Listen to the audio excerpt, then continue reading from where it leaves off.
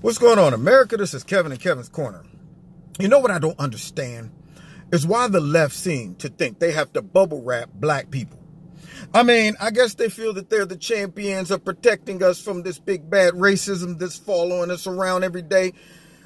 And not to mention, they belittle our intelligence constantly for smart black people because they act as if we can't tell the difference between a statement attacking or addressing someone's policies versus calling the person themselves a monkey. I mean, they're walking around constantly saying, let's find anything that we can label racism because black people can't tell the difference. They can't see it. And so we got to make sure they understand that they're being attacked and persecuted.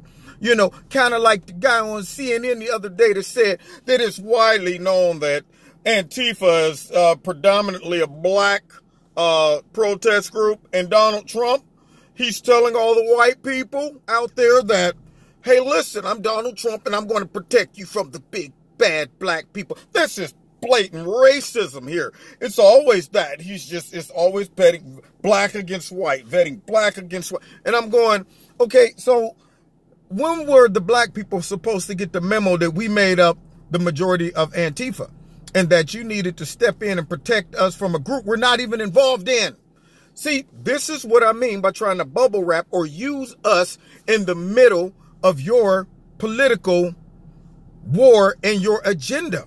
That is all CNN, MSNBC does. And the Democrats is use black people. When are y'all going to wake up?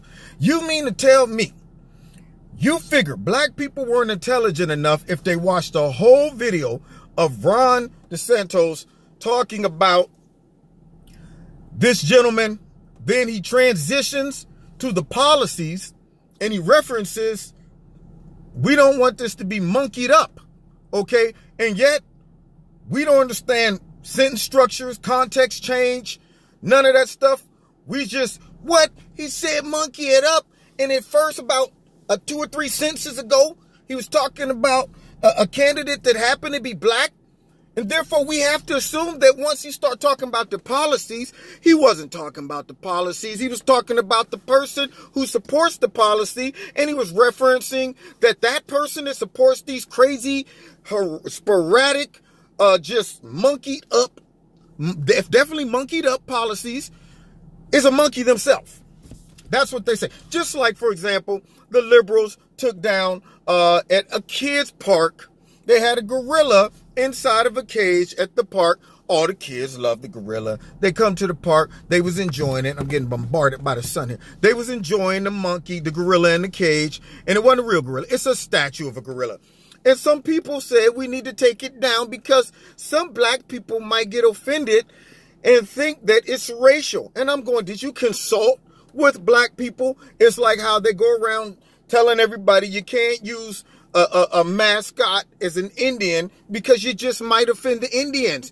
We're going to bubble wrap everybody because we just think it's our moral duty to walk around and protect those that can't protect themselves. And also tell them what they think that they should be offended over. Yeah, and if there's no reason to be offended, we're going to create a narrative, put a spin on it, and then blast it out in the fake, phony media and convince those that are caught slipping and sleeping that they should be offended. And this was racial because we don't think that they can understand the context of that statement.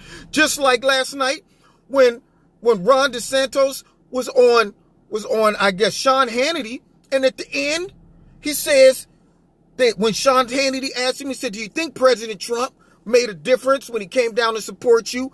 And Ron says, yeah, oh my goodness, he's like the 1,000-pound gorilla in the room. Obviously, he was calling Donald Trump a gorilla. It was offensive, absolutely offensive, as if people in their intelligence can't understand the analogy that's being used. As much as we use analogies, you telling me we have become so hypersensitive as black people, gay people, Indians, Native Americans, Latinos, Asians, that all of these white liberals and dirty Dems, and of course the crooked, funky liberal media run around constantly going, are you okay? Did somebody say something to make you upset and offend you? Did by him referencing monkey something up, didn't that make you feel like he was kind of talking about you, calling you a monkey? Didn't it? No, it didn't. But you're going to tell me that I should be offended and that this is what this possibly meant. And it once again goes back to how they just simply belittles the intelligence of black people and other minorities. They use us to pit us against each other and to get their agenda across by creating false narratives that are not real. Taking things out of context. If that is the case, then I guess Donald Trump is a gorilla and he should be offended. Yeah. And then I saw a clip last night of Barack Obama talking, and he talked about how the Republicans, you know, are monkeying around.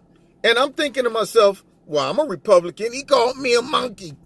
Why ain't anybody calling for his, you know, his head on the platter? He called me a monkey.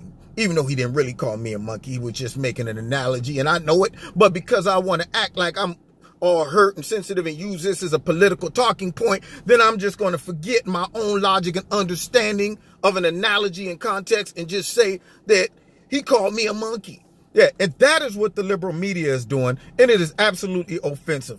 It is the same thing with the guy from CNN, and I'm going to reference the person that I interviewed on my show last night because she brought out a great point. I told her I ain't going to steal it and act like it was my thought, but it made me think in another way. When the guy talks about Antifa, everybody knows Antifa is a predominantly black group.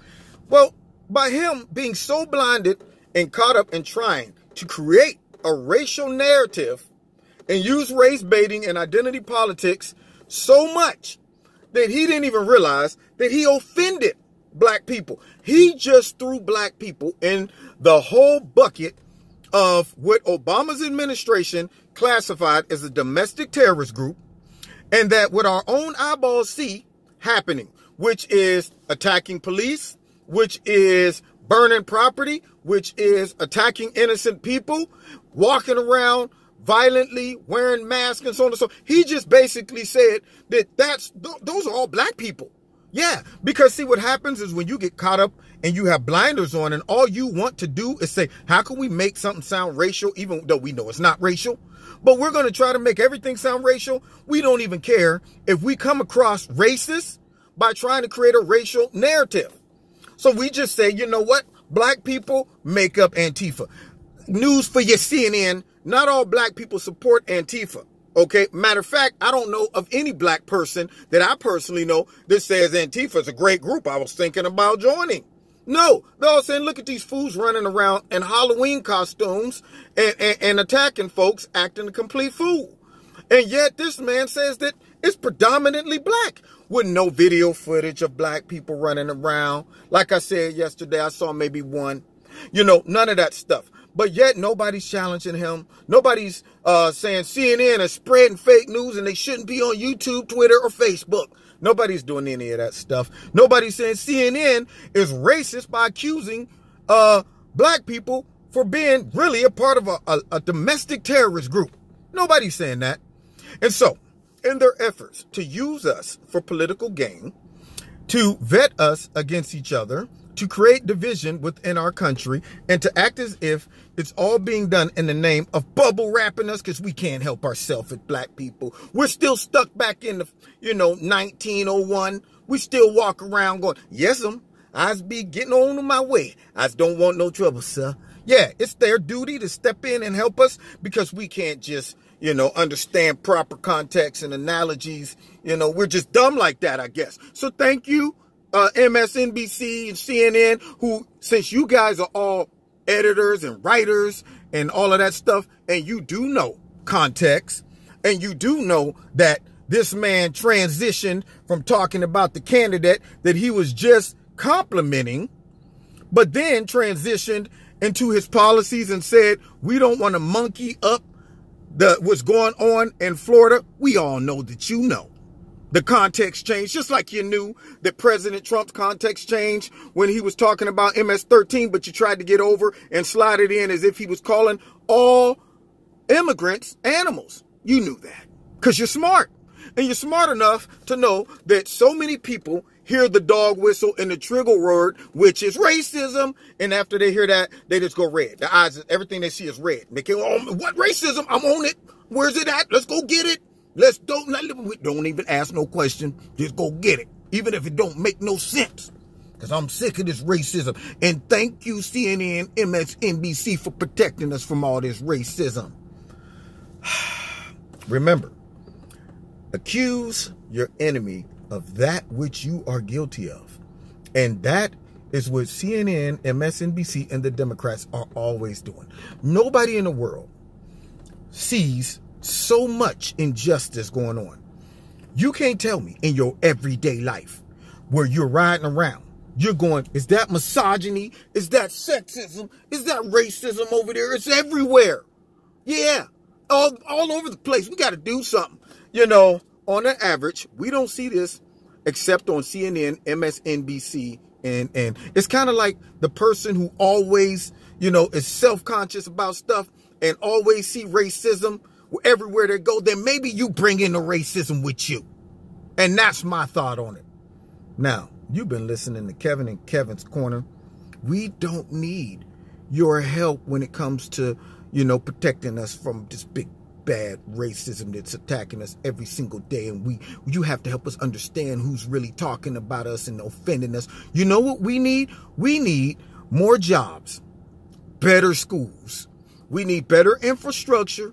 That's what we need. We need stricter borders. Yeah, that's what we need. We need new policies. We need you guys, instead of focusing on fake racism, sexism, and all that other stuff, we need you guys to try to make an intelligent argument with your policies. That's what we'd like to see. But instead, what do we get? They offended you because you're black. They don't like you because you're a woman. They don't like you because you're gay. They don't like you because you're Mexican. They don't like you because you're short. They don't like you because you're tall. They don't like you because you're just a big dumb athlete. They don't like you because you're too smart for a black man, and people say black men aren't supposed to be that smart. They don't like you whatever. But they never say, you know what, Kev? They don't like you because you're a black conservative and we got your back. No, we're not in that category. They don't protect us. They're like, You can say whatever you want to say about black conservatives. Yeah, see, our justice and our bubble wrapping only goes so far. It only goes as far as the narrative that we're trying to create. Just like we don't feel the need to go to Chicago and protect all those black on black people who's getting killed, black on black crime there. We don't feel the need to do that. But God forbid, you know, a police officer shoots a black guy. Oh my God, stop the press. Yeah, we got to do something. Yep. Well, we lost, what, 4,000 over here and 1 over here. But, hey, man, forget all those cats. Let's go right over here and act like this is the worst thing that's ever happened on the planet. Yeah. We don't feel the need to protect an American that's a victim of an illegal immigrant that we could have stopped coming into the country in the first place and stuff would have never happened. We don't feel the need to stop that. No. But you know what? We feel the need to act like the president and his crew is ripping babies from their mother's womb right down there on the border. Nobody's doing nothing. What? You mean American citizen was just killed and murdered by an illegal immigrant? Well, that's not news. What is news is these parents that are being, their kids are being ripped from them on the border. Let's go ahead and attack ICE and prosecute ICE and put our law enforcement in jail. Let's do that. Yeah, let's go ahead and penalize and prosecute the law enforcement and let the criminals go free like we did with Hillary Clinton and the rest of her crew. Let's do that because we're the lawless party. Translation. Now, you've been listening to Kevin and Kevin's Corner. Find me on Facebook, Twitter. Check me out Wednesday night, 7:30 in Kevin's Corner. And if you want to donate to Kevin's Corner, there's links in the bottom. Hope you do so. If you do, thank you. God bless. Thank you all those that have been supporting Kevin and Kevin's Corner. And we'll see you next time in Kevin's Corner.